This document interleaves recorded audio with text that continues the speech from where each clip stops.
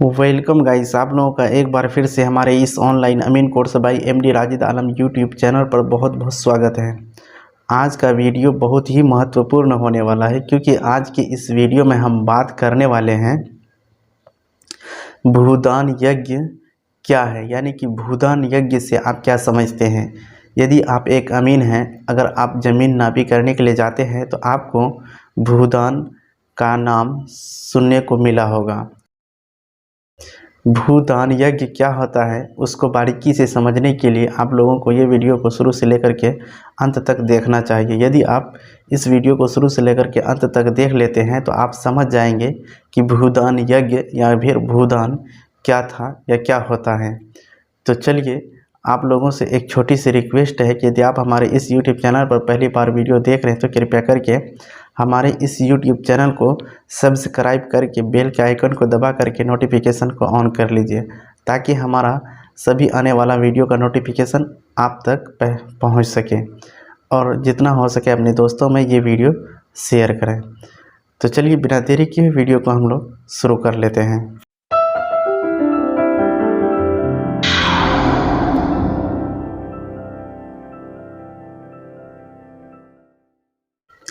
तो चलिए हम लोग शुरू कर लेते हैं कि भूदान यज्ञ क्या होता है। इसको हम लोग बारीकी से जानते हैं।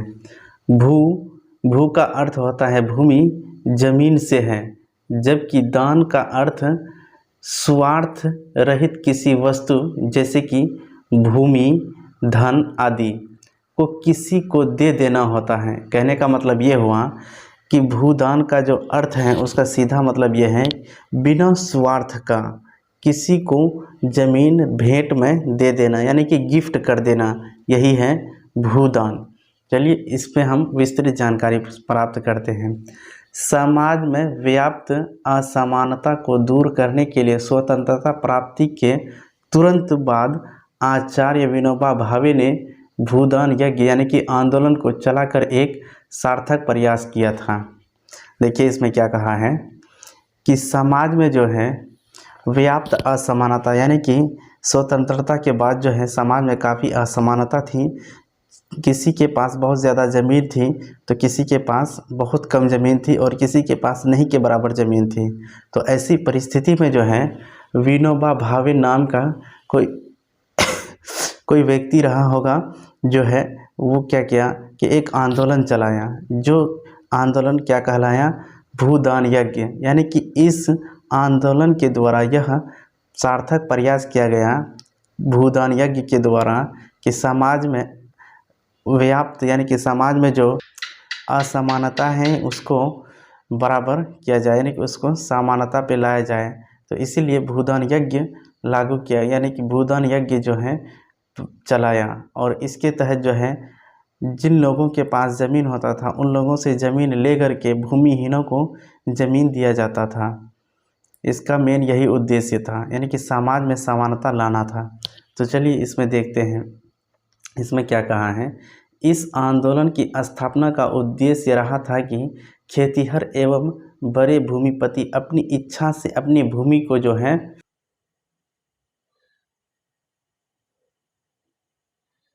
गरीबों के जीविकोपार्जन के लिए भूदान यज्ञ संस्था को दान में दे दें, जिससे इन जमीनों को भूमिहीनों एवं असहाय खेती करने के लिए बांटा जा सके।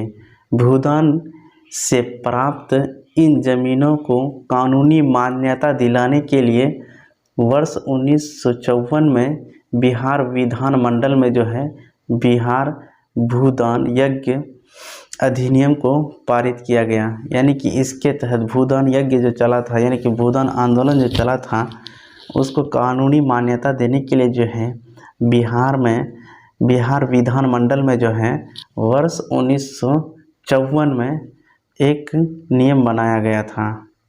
और उसी नियम के तहत जो है भूदान यज्ञ में जो ज़मीन मिला था वो गरीब लोगों में, यानी कि भूमिहीनों में, यानी जिन लोगों के पास खेती करने के लिए ज़मीन नहीं था उन्हीं को ज़मीन प्रदान किया जाना था। तो आगे हम लोग देखते हैं इसमें बिहार में ज़मीन की समस्या काफ़ी गंभीर रही है। बिहार में जो है ज़मीन का मामला जो है काफ़ी गंभीर है। कमोबेश यानी कि लगभग पूरा बिहार इसकी चपेट में है। मध्य एवं पूर्वी बिहार में नक्सली हिंसा हो या राज्य के अन्य भागों में बड़े भूमिपतियों द्वारा गरीबों एवं मजदूरों को उनकी जमीन के छोटे से टुकड़े से बेदखल करने का मामला हो, ऐसी घटनाएं पूरी बिहार में हिंसा एवं आक्रोश का कारण बनते जा रही हैं। कहने का मतलब ये हुआ, बिहार में जो है लगभग उत्तरी बिहार में नक्सली एरिया में जो है भूमि मालिक थे, यानी कि वो जो है छोटे किसानों से, यानी कि जिसके पास ज़मीन बहुत कम था, उन्हें उनकी ज़मीन से बेदखल करने पर तुला था। और जाके ऐसी परिस्थिति में जो है आक्रोश, यानी कि बहुत ज़्यादा समाज में आक्रोश का कारण बन गया था। इसी वजह से जो है भूदान के माध्यम से ऐसी असमानताओं को दूर करने के लिए बिहार में जयप्रकाश नारायण जैसे कर्मठ, ईमानदार, समर्पित कार्यकर्ताओं ने विनोबा भावे के इस आंदोलन को सार्थक एवं उत्साहवर्धक बनाया। जहां पूरे देश में करीब 40 लाख एकड़ जमीन मिली, वहीं बिहार में ही करीब 21 लाख एकड़ जमीन विनोबा भावे के आह्वान पर यहाँ के भूमिपतियों ने दान में दी।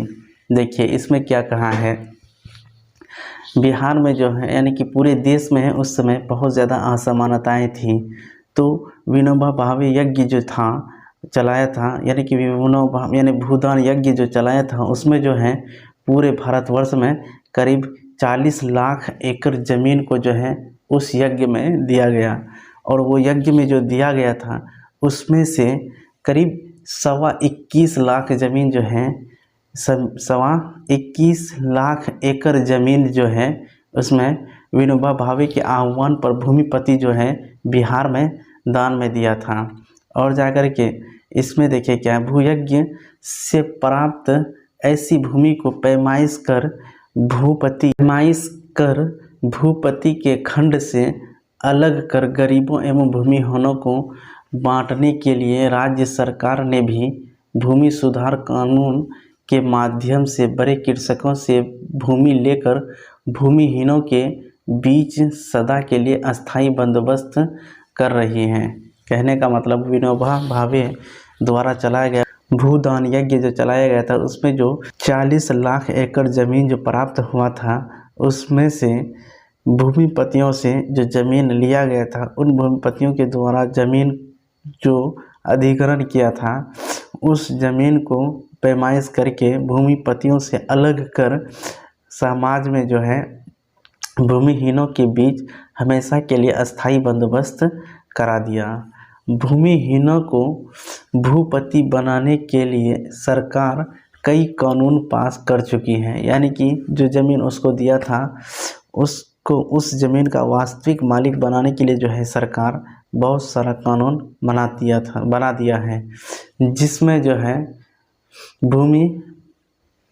भूमि हदबंदी कानून यानी कि लैंड सीलिंग एक्ट और बटाईदारी बिल प्रमुख है। भूमि सुधार के अंतर्गत बिहार सरकार ने 4.8 यानी कि 4,80,000 एकड़ ज़मीन जो है भूमिहीनों को वितरित कर चुकी है।